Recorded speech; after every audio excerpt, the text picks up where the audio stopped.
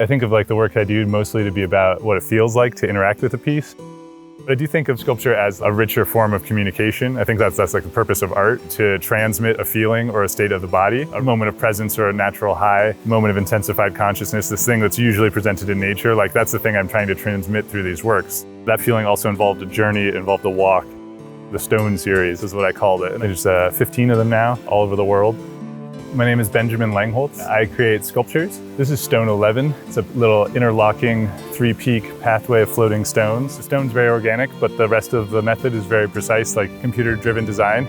It was originally created for a public exhibition in Colorado Springs. I fabricated it in a shop there. I like to get the stones from as close as possible to where it's going to be presented, so I worked with a local quarry there to get Colorado granite. I think this was actually one of the first sculptures where I did all the welding on it. There's a steel I-beam grid under there. Each pipe is connected to that, so that makes it so they can be quite stable, but still have like a bit of movement to them. I always work with this size stone. It's about like 650 pounds each. So if you take that off the ground, all of a sudden this thing that's like supposed to be like heavy and dense, like you don't find a stone in the air, but then you take it off the ground and it's still that big object, and it has like this incredible mass that can move steel and make this feeling of something that's like a bit impossible.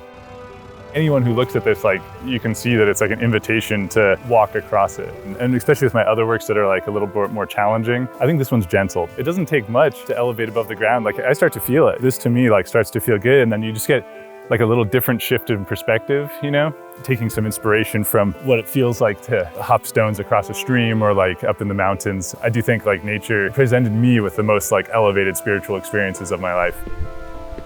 I love the land art movement and making these like sort of big, bold statements, a lot of time using the earth or using nature in different ways. I love a good desert project, especially when it involves big art. And this is perfect for this natural setting and the size of this space. I'm really excited to have Stone 11 here.